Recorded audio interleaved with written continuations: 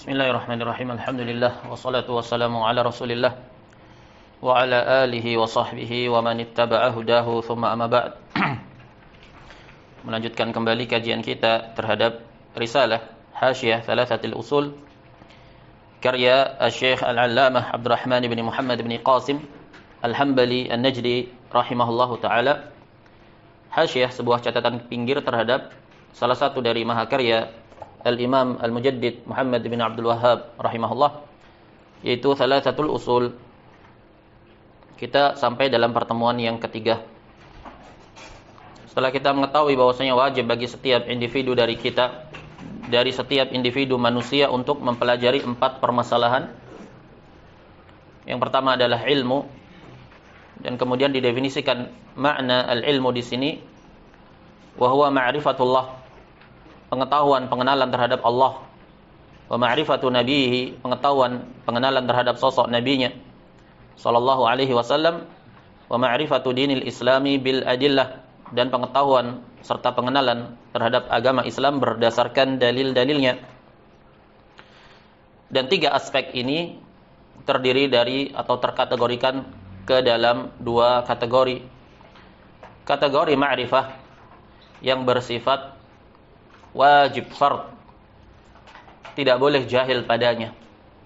Dia ada kadar minimal, ada standar minimal yang tidak dibenarkan untuk tidak tahu padanya.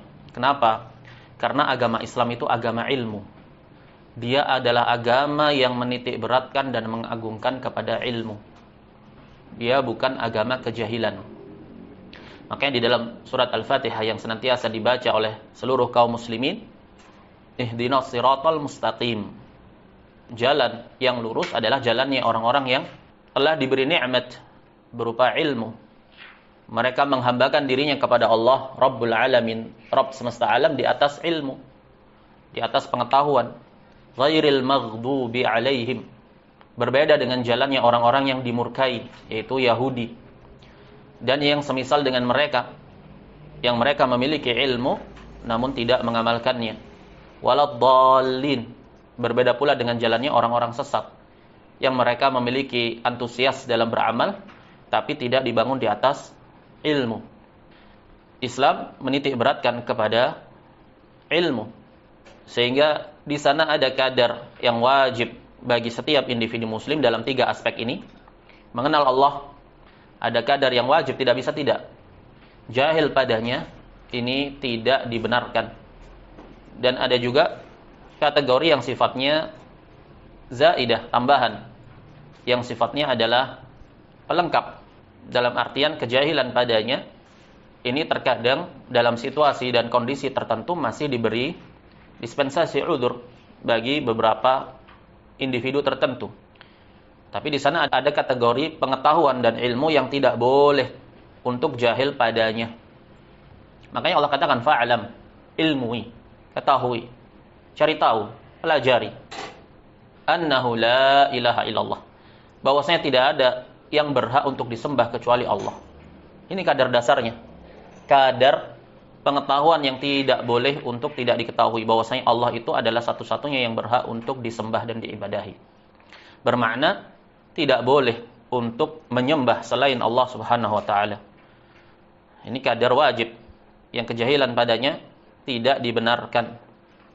Jika tidak tahu, Allah telah perintahkan fas'alu ahla dzikri in kuntum la ta'lamun. Tanya kepada ahlul dzikr, ahli Al-Qur'an, ahli tauhid, apabila kalian tidak mengetahuinya. Begitu pula berkaitan dengan pengenalan dan pengetahuan terhadap sosok nabinya, sang pembawa risalah Nabi Muhammad SAW. Ada kadar kategori pengetahuan dan keilmuan yang tidak boleh untuk jahil padanya.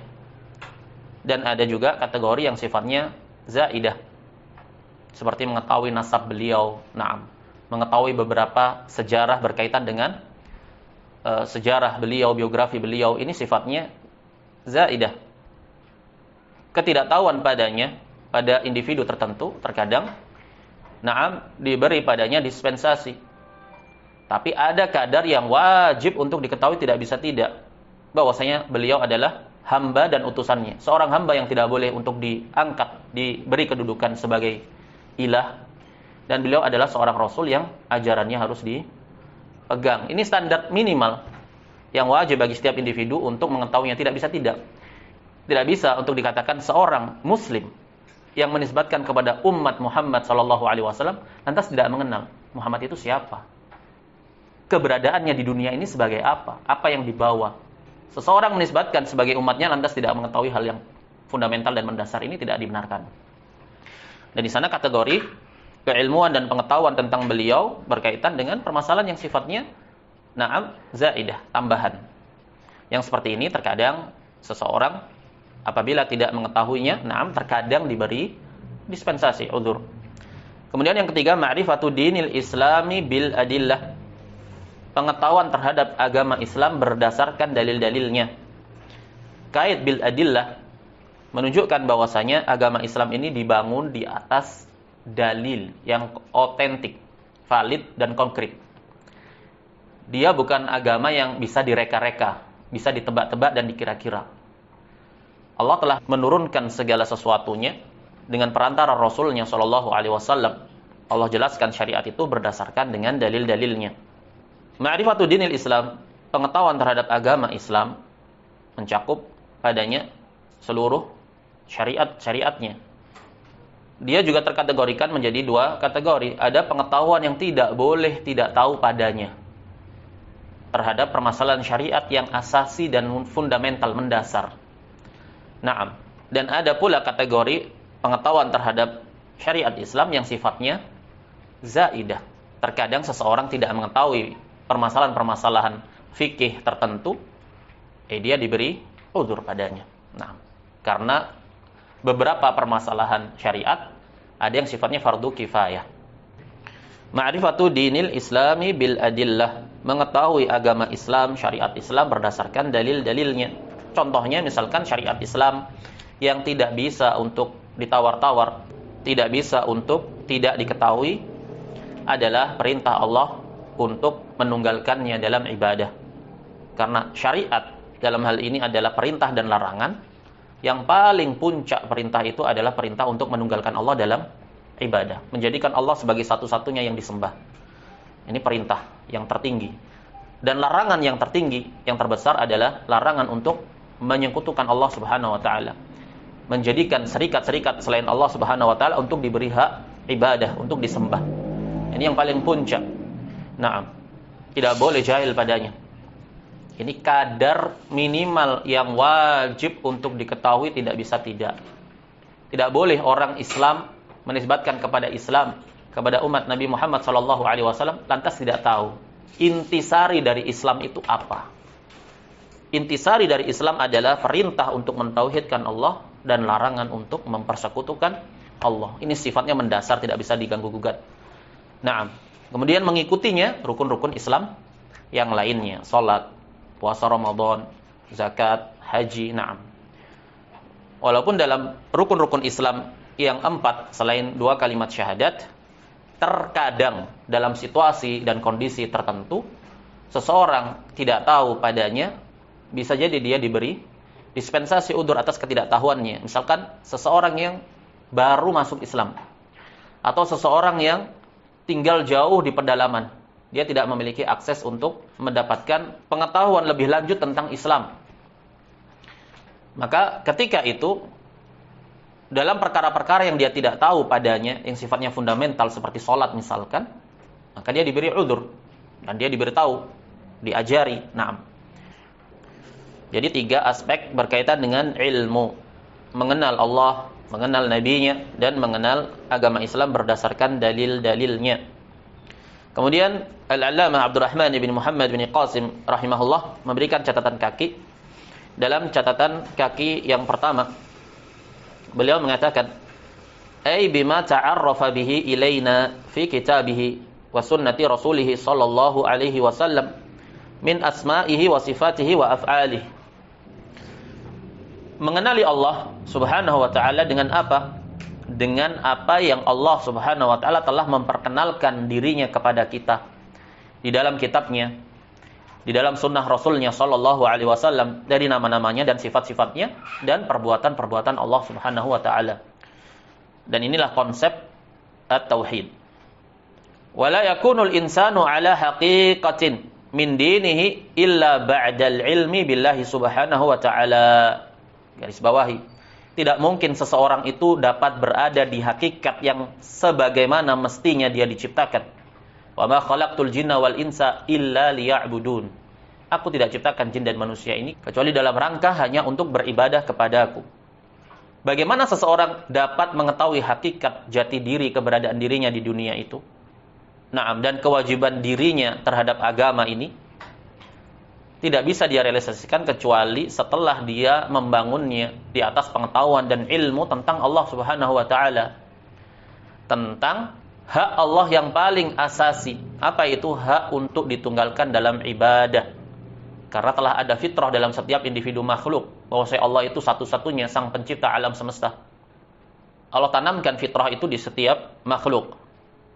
Maka dari itu mengenali hak Allah yang terbesar ini kadar ilmu dan pengetahuan yang wajib untuk diketahui setiap individu muslim. Tidak bisa tidak. Kejahilan padanya tidak diterima dan tidak diberi udzur. Kejahilan terhadap pengetahuan akan hak Allah yang paling asasi dan fundamental tidak diberi udzur. Makanya para ulama mengatakan bahwasanya termasuk dari syarat sahnya syahadat la ilaha illallah yang pertama adalah al-ilmu. Pengetahuan dan ilmu terkait makna dan konsekuensinya. La ilaha illallah, tidak ada sesembahan yang berhak disembah kecuali Allah Subhanahu wa taala. Kemudian mengikutinya pengetahuan terhadap nama-nama dan sifat-sifat Allah Subhanahu wa taala dan perbuatan-perbuatan Allah Subhanahu wa taala. Berikutnya wa ma'rifatu nabiyyih, pengenalan terhadap nabinya. Berkata Syekh Abdurrahman bin Qasim rahimahullah sallallahu alaihi wasallam, karena di sini Syekh Muhammad bin Abdul Wahhab dalam matannya hanya mengatakan wa ma'rifatu nabiyhi tanpa menuliskan salawat dan salam kepada Nabi sallallahu alaihi wasallam. Dan ini dibangun di atas ikhtisar. Dibangun di atas meringkas. Wa ila kita berhusnudzon kepada beliau bahwasanya beliau meniatkannya di dalam hati ketika menuliskan risalah ini, beliau mengucapkannya di dalam hatinya atau di dalam lisannya. Makanya kemudian Syekh Abdurrahman bin Qasim di sini menambahkan salawat dan salam. Begitu antum? Sama. Naam. Ma'rifatun nabiyyih, mengenal nabinya sallallahu alaihi wasallam. Kenapa wajib bagi kita untuk mengetahui yang demikian itu? Fa innahul wasithah bainana wa bainallahi fi tablighi risalatillah. Karena beliau adalah perantara antara kita semua dan Allah Subhanahu wa taala dalam menyampaikan risalah Allah, agama Allah. Beliau ini muballigh, menyampaikan apa yang telah Allah wahyukan. Wa ma'rifatuhu fardun ala kulli mukallafin. Mengenal Nabi sallallahu alaihi wasallam ini sifatnya fardu ain atas setiap mukallaf. Mukallaf adalah orang yang terbebani dengan beban syariat. Siapapun dia, laki, perempuan, tua, muda, budak, merdeka, selama dia ada kadar akal padanya, maka dia mukallaf. Wa ahadu muhimmatid din, dan mengenal beliau adalah fardu ain dan salah satu dari induk-induk agama Islam.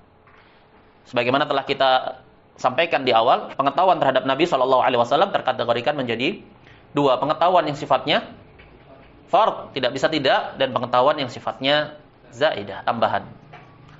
Naam.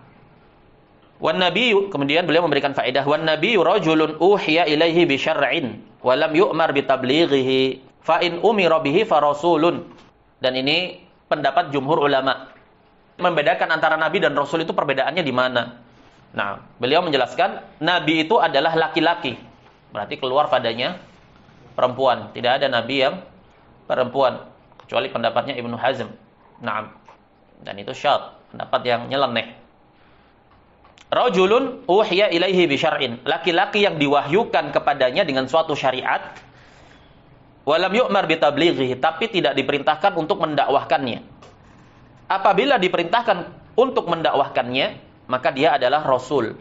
Berarti di sini antara nabi dan rasul ada titik kesepakatan, yaitu sama-sama mendapat wahyu dari Allah. Hanya saja Rasul itu diperintahkan mendakwakannya, adapun Nabi tidak. Ini pendapat jumhur, tapi yang dirajihkan oleh Syekhul Islam Ibnu Taimiyah rahimahullah bahwa antara Nabi dan Rasul sama-sama diperintahkan untuk mendakwahkan apa yang telah diwahyukan oleh Allah Subhanahu wa taala kepadanya. Sama. Bagaimana hujah Allah akan sampai jika tidak diperintahkan untuk mendakwahkan wahyunya? Hanya saja perbedaannya antara Rasul dan Nabi, yaitu Rasul itu membawa syariat secara berdiri sendiri, membawa syariat baru. Adapun Nabi melanjutkan syariat dari Rasul sebelumnya. Mereka bertemu dalam titik satu kesepakatan bersama, yaitu sama-sama diperintahkan untuk mendakwahkannya. Dan ini dirajahkan oleh Syekhul Islam Ibnu Taimiyah. Dan jika kita merenungi terhadap hikmah dari syariat, hikmah Allah Subhanahu wa taala, maka perkara yang mustahil untuk Allah menyampaikan wahyu kepada nabinya lantas tidak diperintahkan untuk mendakwahkannya. Kemudian catatan nomor 3, wa ma'rifatu dinil islami bil adillah, pengenalan terhadap agama Allah berdasarkan dalil-dalilnya. Berdasarkan dalil. Ini agama dalil, bukan agama ikut-ikutan. Naam. Berkata Syekh Abdurrahman rahimahullah, ay ma'rifatu dinil Islam alladzi ta'abbadallahu al-khalqa bihi, yaitu mengenali agama Islam yang Allah telah perintahkan makhluknya untuk menghambakan diri mereka kepadanya subhanahu wa ta'ala. Na'am bil adillati, dengan berdasarkan dalil-dalilnya, minal kitabi was sunnah, dari Alkitab dan sunnah. Wal adillatu jam'u dalil, adillah itu jamak dari dalil. Wad dalilu huwa ma yusilu ilal matlub, dan dalil itu apa? Dalil itu adalah sesuatu yang mengantarkan kepada arah yang dimaukan, yang dituju. Ini namanya dalil. Kalau ada arah penunjuk jalan, rambu-rambu, na'am, ma yusilu ilal matlub. Jadi rambu-rambu itu kan namanya apa? Oh, ini loh dalil. Itu adalah dalil menunjukkan bahwasanya 500 meter lagi keluar tol. Berarti rambu-rambu itu adalah dalil, sesuatu yang menghantarkan kepada maksud yang dituju. Wa dalilu huwa ma yusilu ilal matlub. Kemudian Syekh mengatakan, perhatikan dan garis bawahi, wa fihi isyaratun ila annahu la yasluhu fihi taqlid. Dikait pengetahuan agama Islam berdasarkan dalil-dalilnya, padanya terdapat isyarat bahwasanya tidak sah dalam agama Islam itu at-taqlid. Dan bahasan berkaitan dengan taqlid, karena bahasan yang kita bahas di sini adalah usuluddin, pokok dasar agama yang tidak sah agama kecuali dengannya. Bahasannya di sini adalah berkaitan dengan la ilaha illallah. Maka yang dimaksud dengan taklid di sini adalah dalam permasalahan-permasalahan usuluddin. Dalam permasalahan-permasalahan usuluddin yang sifatnya fardu tadi. Sifatnya fardu ain bagi setiap individu muslim, tidak boleh tidak tahu. Taklid padanya tidak dibenarkan. Naam. Telah berlalu dalam pertemuan pertama bahwasanya kisah 3 pertanyaan di alam kubur hadis Al-Bara bin Azib. Ketika seorang kafir ditanya, man rabbuk? Siapa Rabbmu? Ma dinuk? Apa agamamu? Man hadzal rajul ladzi bu'itsa fikum? Siapa laki-laki yang diutus kepadamu ini? Dia bisa menjawab, na'am. Pertama dia mengatakan, ha la adri. Saya tidak tahu. Sami'tun nasa yaquluhu. Faqultu. Aku mendengar manusia mengatakan demikian, ya sudah, aku pun mengatakan demikian. Ketika dia bisa menjawab 3 pertanyaan itu, malaikat tidak serta-merta membenarkan, bahkan mengajukan pertanyaan keempat. Wa ma yudrik? Dari mana kamu tahu? Dari mana kamu membangun pengetahuanmu tersebut? Dari mana kamu membangun jawaban-jawaban kamu itu? Lantas dia mengatakan, aku mendengar manusia mengatakan demikian, maka aku pun ikut mengatakan. Naam. Fanada munadin minas sama, maka terdengar suara dari arah langit mengatakan, kadzaba abdi, telah dusta hambaku itu. Menunjukkan berarti di sini taklid dalam permasalahan yang fundamental ini tidak dibenarkan. Karena harus dibangun di atas ilmu. Syarat la ilaha illallah itu adalah ilmu. Naam, mengetahui makna dan konsekuensinya. Telah berlalu isyarat yang demikian di awal-awal risalah ini. Nah, di sana ada perkara-perkara yang memungkinkan terkadang bagi seseorang untuk taklid. Tapi dalam hal ini tetap dia dituntut untuk meminta dalil. Fas'alu ahla dzikri in kuntum la ta'lamun. Bertanya kepada ahlu az-zikr. Menunjukkan ahlu dzikr berarti dibangun di atas az-zikr wal ilm. Naam. Berarti ittiba'an lidzikr, bukan ittiba'an li syakhs, li ahlihi. Jadi dia mengikuti az-zikr ad-dalil, bukan mengikuti yang berdalil. Naam. Terlepas dari apakah pendalilan itu ternyata tepat atau tidak tepat. Jelas. Tapi tetap dia diperintahkan untuk ittiba'ud dalil. Nah, taklidnya tetap kepada dalil. Naam. Bal idza laqiya Allah fa idza ma'ahu hujajullahi wa barahinuh wa hadzal miqdaru minal ilmi yajibu ta'allumuhu. Bahkan apabila dia bertemu dengan Allah dan dia memiliki hujjah-hujjah Allah dan bukti-bukti Allah Subhanahu wa taala. Wa hadzal miqdar, dan kadar ini, kadar dari ilmu yang demikian itu yang tidak boleh taklid padanya, yajibu ta'allumuhu, wajib mempelajarinya. Wajibnya sifatnya aini. Naam. I'lam rahimakallah annahu yajibu alaina ta'allumu arba'i masaila. Jadi tidak mungkin seseorang bisa mentauhidkan Allah, menunggalkan Allah Subhanahu wa taala dalam ibadah, kecuali apabila dia mengetahui bahwasanya hak Allah yang paling asasi itu adalah tidak boleh dipersekutukan, ditunggalkan dalam ibadah. Ini kadar yang tidak bisa ditawar-menawar. Bal kaifa ya'malul mar'u bi syai'in wa huwa la ya'rifuhu. Karena logikanya, bagaimana seseorang bisa beramal terhadap sesuatu yang dia tidak ketahui. Nah, dan sebesar-besar amal adalah tauhid kepada Allah dan meninggalkan kesyirikan. Bagaimana dia bisa lakukan itu apabila dia tidak mengetahuinya? Caranya bagaimana? Naam. Wajalul insani haqiqata ma amara Allah bih min a'dhamil ithmi. Dan ketidaktahuan seseorang terhadap hakikat apa yang Allah telah memerintahkan dia dengannya. Ya ayyuhan nasu ubudu rabbakum. Iyyaka na'budu wa iyyaka nasta'in. Naam. Fa'lam annahu la ilaha illallah. Kejahilan, ketidaktahuan seseorang terhadap hakikat apa yang Allah telah perintahkan dia dengannya, apa yang Allah telah wujudkan dia di dunia ini, termasuk dari sebesar-besar dosa. Dan ini isyarat, termasuk sebesar-besar dosa, isyarat atas wajibnya untuk berilmu dalam permasalahan yang tidak boleh tidak tahu padanya. Nah, tidak ada uzur dalam yang demikian, karena sifatnya wajib. Kalau diberi uzur berarti terangkat padanya dosa. Kalau seseorang itu diberi uzur berarti kan terangkat padanya dosa. Kalau ketidaktahuan itu adalah mutlak sebagai sebuah uzur, nah, berarti ketidaktahuan itu adalah ketidakadaan dosa. Nah, kalau begitu ya mending tidak tahu, karena konsekuensinya tidak berdosa, daripada tahu tapi tidak beramal. Sesuatu yang paling masuk akal adalah jangan sampai tahu, kan gitu. Nggak perlu tahu kita syariat, karena kalau kita tahu jadinya dosa. Karena kalau kita tidak tahu kita dapat udzur. Nah, begitu.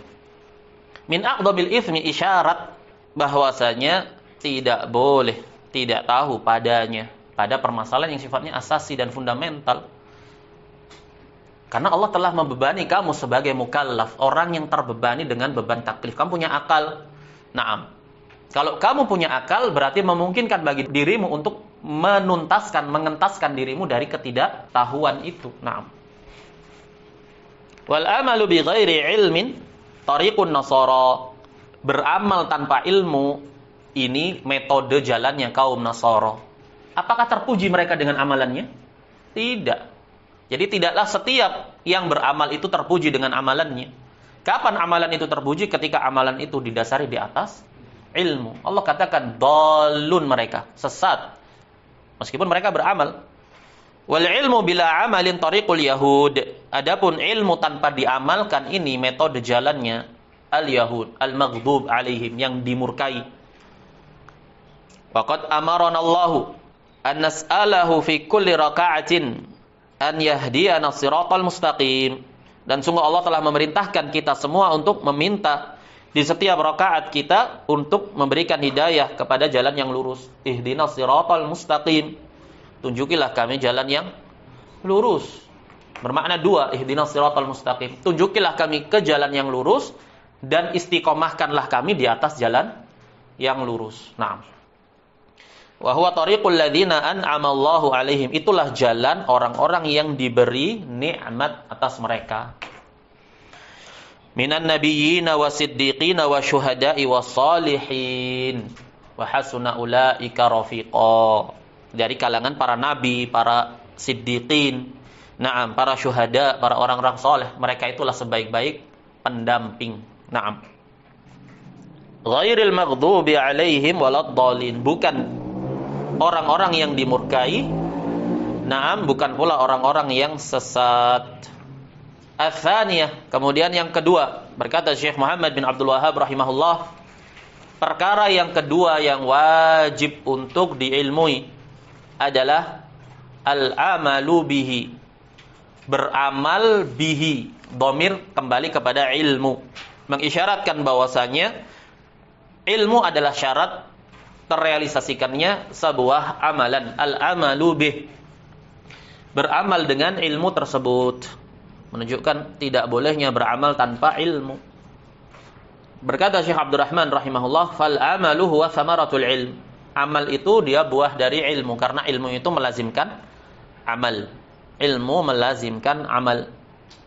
Wal ilmu maqsudun li ghairihi bimanzilati syajarah. Jadi kalau mau digambarkan, naam, dipermisalkan ilmu itu, naam, jika dimaksudkan kepada yang selainnya, dia sekedudukan pohon. Wal amalu bimanzilati tsamara. Amal itu sekedudukan buah. Amal sekedudukan buah dari pohon tersebut. Fala budda ma'al ilmi bidinil islami minal amali bihi. Garis bawahi, sudah sepatutnya bersamaan dengan adanya ilmu terhadap agama Islam. Wal Islam puncaknya adalah tauhid. Fala budda ma'al ilmi bidinil Islam minal amali bih. Harus direalisasikan dalam bentuk amalan. Termasuk sebesar-besar amalan adalah at-tauhid. Naam. Kemudian disusul padanya amalan lahiriah, yaitu salat. Tidak sah keislaman kecuali dengan amal. Ini loh konsep Islam dan iman yang benar. Bagaimana konsep Islam dan iman itu? Ini yang harus kita sepakati bersama. Bahwasanya Islam itu tidak cukup dengan mengikrarkan, melafadzkan kalimat syahadat. Naam. Dia harus didasari di atas ilmu. Ilmu tentang apa? Bahwasanya tidak ada yang boleh disembah kecuali Allah. Lah untuk apa dia bersyahadat la ilaha illallah kalau dia tidak tahu maksud dari la ilaha illallah itu adalah tidak boleh kamu menyembah selain Allah. Naam. Kemudian dia harus diwujudkan dalam pengaplikasian ke dalam amalan nyata.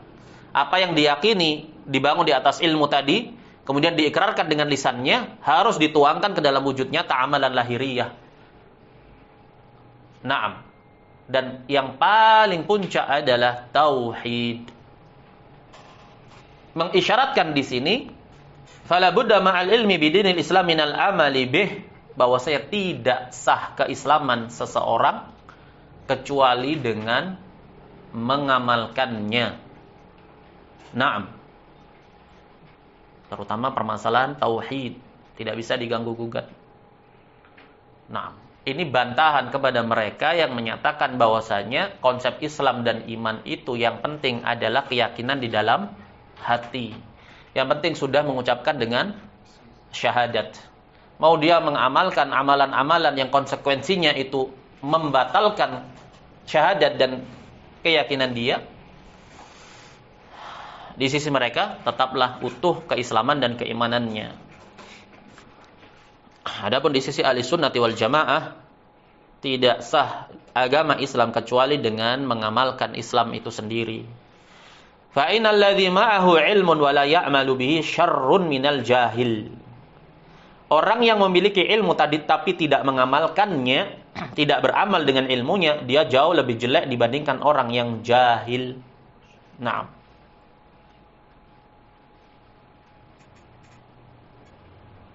Menunjukkan bahwa orang yang jahil itu juga jelek. Naam. Wa fil hadithi asyaddun nasi adzaban alimun lam yanfa'hu Allahu bi'ilmih. Dalam sebuah hadis disebutkan manusia yang paling keras azabnya wal iyadzu billah seorang yang memiliki ilmu tapi Allah tidak memberikan manfaat dengan ilmunya, tidak memberikan manfaat bagi dirinya, tidak pula memberikan manfaat bagi selainnya. Wa huwa ahadu thalathatil ladina akhbara an-nabiy sallallahu alaihi wasallam annahum awwalu man tusa'ar bihin nar yaumal qiyamah. Sebagaimana datang dalam hadis tentang kisah 3 orang yang pertama kali dijebloskan ke dalam neraka, waliyadu billah. Faqad qil wa alimun bi ilmihi lam ya'malan mu'adzabun min qabli ubadil wathan. Seorang yang berilmu dengan ilmunya tapi dia tidak beramal, maka dia diazab sebelum para penghamba al-wathan, para penghamba berhala. Mengisyaratkan bahwasanya ubadul wathan wa alimun bi ilmihi lam ya'malan mu'adzabun min qabli ubadil wathan. Orang yang berilmu dengan ilmunya tapi tidak beramal itu diazab terlebih dahulu sebelum para penghamba berhala. Menunjukkan apa? Hah? Siapa yang bisa mengeluarkan istinbat di sini? Hah? La. Abu Uwais. Anta ma'ana wal musafir?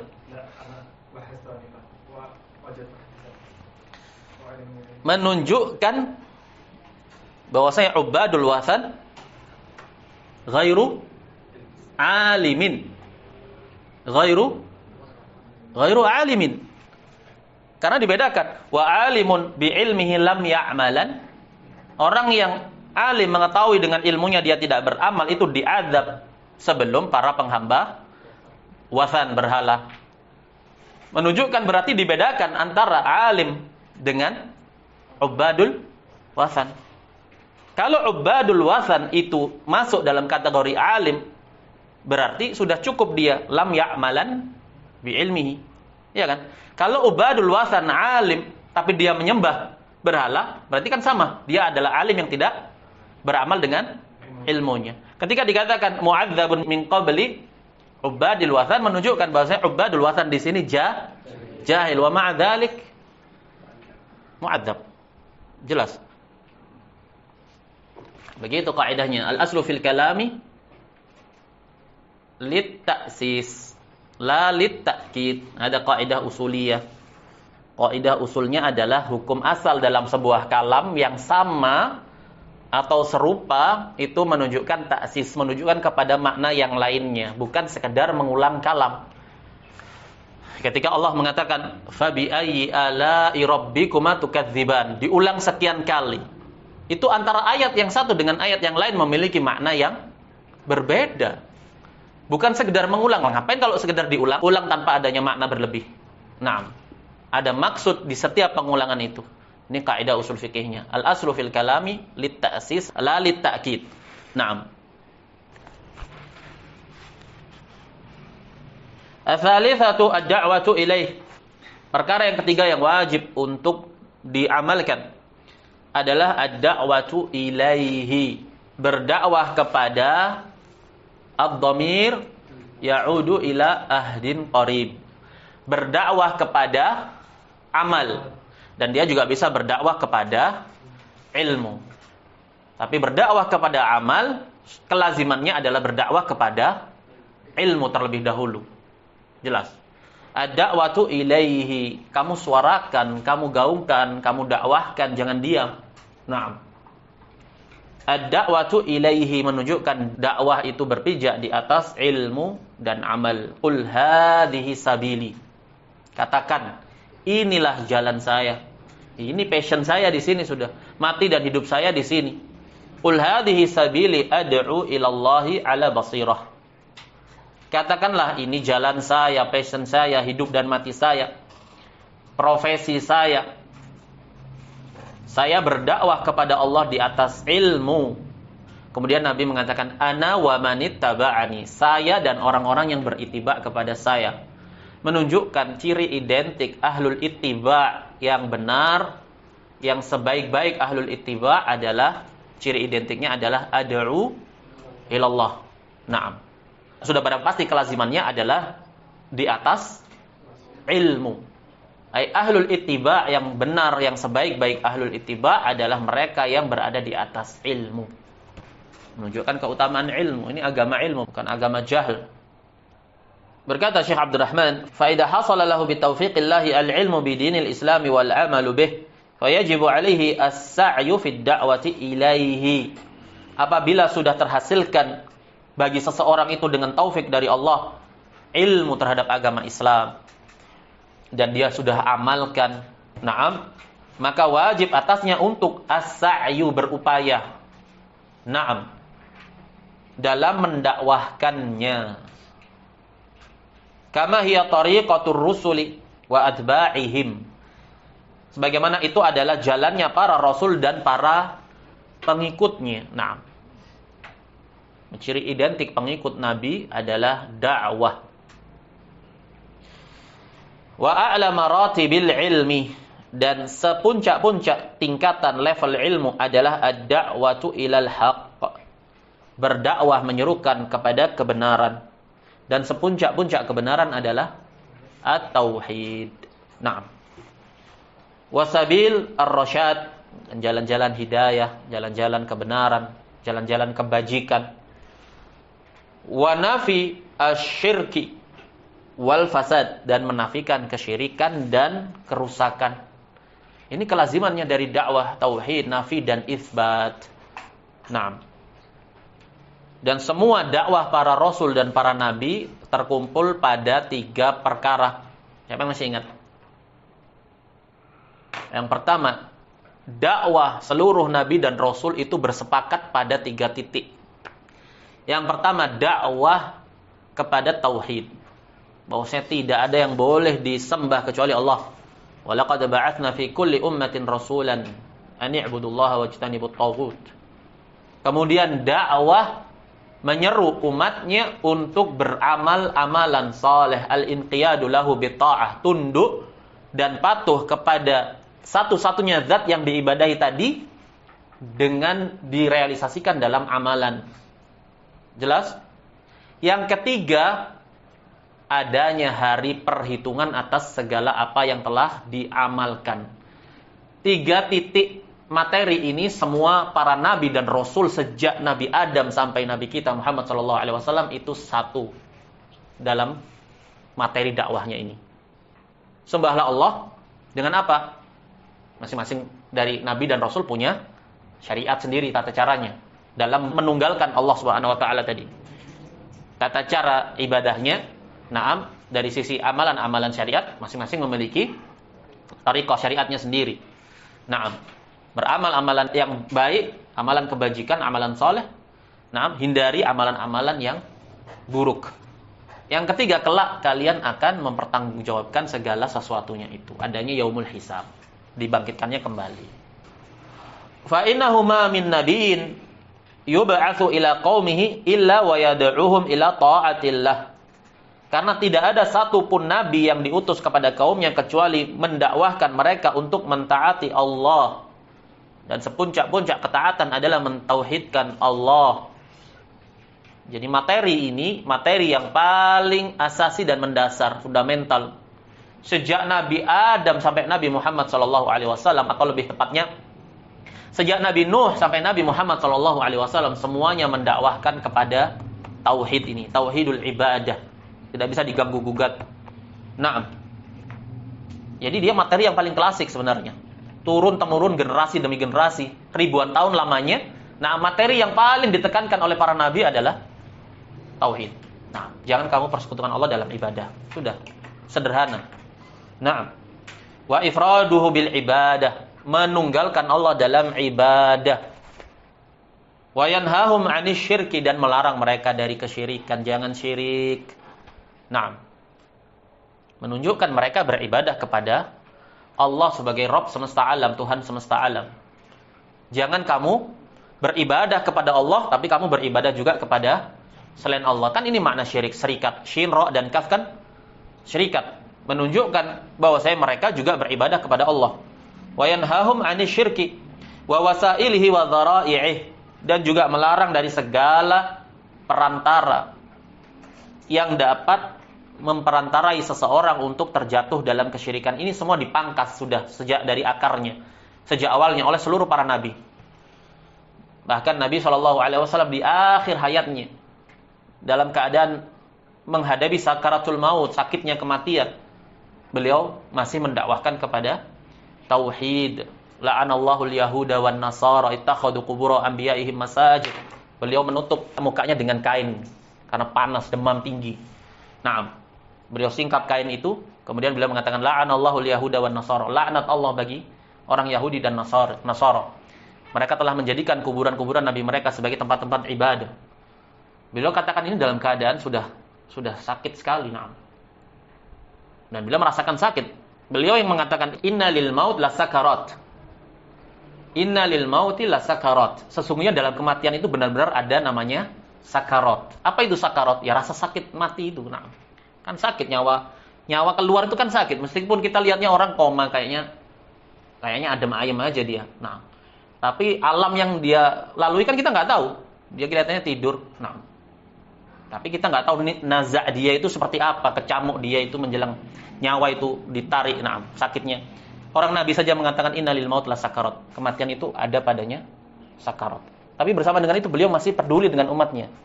Nah, kemudian beliau berdoa, Allahumma la taj'al qabri wathanan yu'bad. Nah, ya Allah, jangan engkau jadikan kuburanku sebagai berhala yang diibadahi. Menunjukkan jelasnya, gamblangnya permasalahan kesyirikan, dan bahwasanya mengagungkan kuburan-kuburan ini telah diperingatkan oleh Nabi SAW. Dia permasalahan yang sifatnya dhahirah mutawatirah, sifatnya itu asasi, fundamental dia. Wa yabda bil ahami fal aham ba'da dzalika min syara'il Islam. Dan konsep dakwah memulai dengan yang paling penting, kemudian yang paling penting. Semuanya paling penting, tapi punya level derajat. Dan ini beliau lakukan selama 13 tahun lamanya fase Mekah, 10 tahun. Naam, dakwah itu intinya materinya hanya berkaitan dengan tauhid. Baru di tahun 3 tahun terakhir turun perintah salat. Nah, syariat yang pertama dalam permasalahan amalan lahiriah adalah salat. Naam. Ar-rabi'ah as-sabru 'alal adza fihi. Yang keempat dari perkara yang wajib untuk kita amalkan adalah bersabar di atas gangguan fihi, dalam mengemban dakwah. Dan itu sesuatu yang pasti tidak bisa tidak. Wasiatnya Waraqah bin Naufal kepada Nabi SAW, ma min rajulin yad'u bimithli ma anta fihi illa udi. Tidak ada seorang laki-laki pun yang mendakwahkan semisal apa yang engkau berada padanya, kecuali pasti dia akan diganggu. Nabi SAW heran, amukharrijiyahum, apakah mereka akan mengusir saya? Karena Waraqah bin Naufal kan mengatakan, berharap apabila usia beliau masih panjang, beliau akan menjadi orang pertama yang melakukan pembelaan kepada Rasul SAW ketika beliau nanti diusir. Karena Waraqah bin Naufal ini ahlul kitab, dia baca kisah-kisah para nabi terdahulu, semuanya seperti itu. Nabi pun terheran-heran, amukharrijiyahum, apakah mungkin mereka mengeluarkan saya? Saya ini orang yang paling disayangi. Kredibilitas saya ini tidak diragukan lagi di kalangan orang-orang Quraisy. Bahkan garis keturunan saya ini para Sadatul Quraisy, Banu Hashim, yang paling mulia dari kalangan Quraisy. Bangsawan ini beliau nih. Nah, dan terkenal disayangi. Naam, terkenal lah. Makanya beliau heran, masa iya mereka akan mengusir saya? Wa fi'lan, ternyata beliau diusir. Sekarang sebabnya apa? Pertanyaannya, kok bisa beliau diusir? Apakah beliau tidak hikmah dalam berdakwah? Siapa yang paling hikmah dalam dakwahnya kecuali Nabi SAW? Tapi bersama dengan itu beliau diusir, bahkan mau dibunuh. Nah, ini menunjukkan konsekuensi dari dakwah. Makanya kalau ukur keberhasilan dakwah, ya kamu akan dimusuhi, akan dikucilkan, pasti. Maka dalam hadis Sa'ad bin Abi Waqqas, Nabi SAW mengatakan, "Asyaddun nas bala'an al-anbiya, tsummal amsal fal amsal." Orang yang paling keras balaknya adalah para nabi. Orang yang paling keras musibahnya adalah para nabi. Kemudian yang semisal dan yang semisal. Semakin seseorang itu semisal mencocoki dengan Nabi SAW, semakin keras gangguan yang akan dia terima. Nah, makanya ya ini konsekuensi. Apa wasiatnya Luqman kepada anaknya?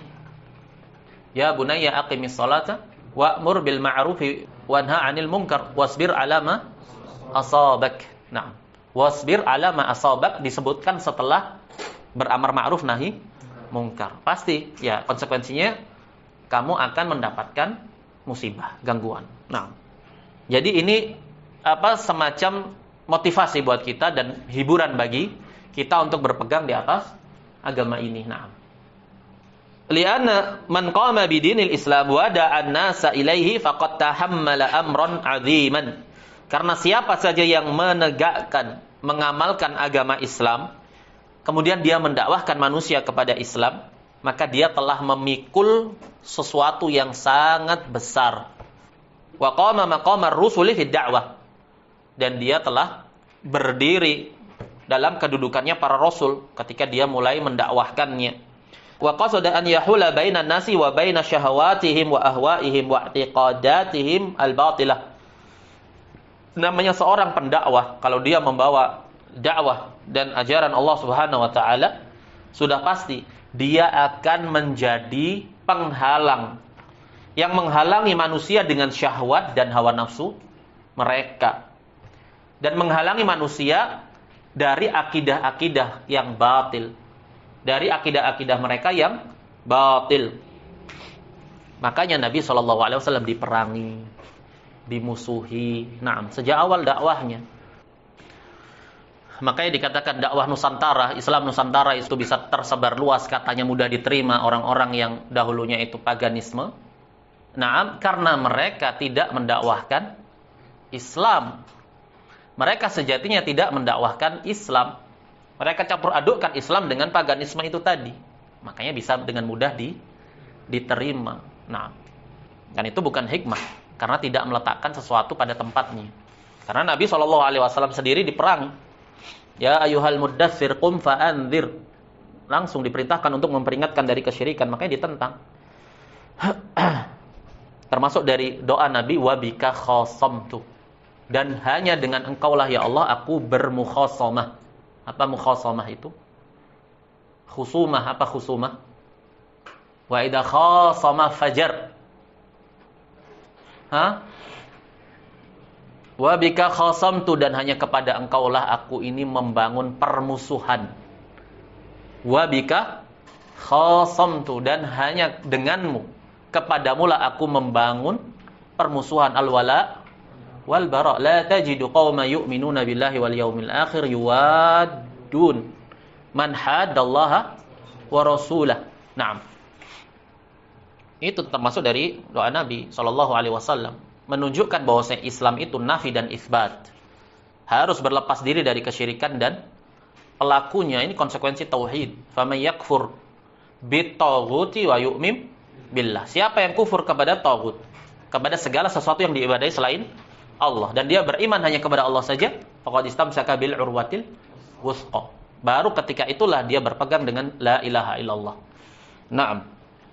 Fahina idzin la budda an yu'dhuh. Maka kalau begitu, ketika seseorang sudah terjun dalam dakwah, pasti dia akan diganggu.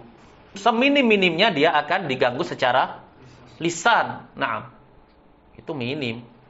Nabi SAW Di Taif, beliau berdakwah di Taif, dilempari oleh orang-orang Taif sampai luka kepalanya, bocor kepalanya. Nah, antum pengen dakwah enak, kursi AC, kamera menyorot antum sini, hah?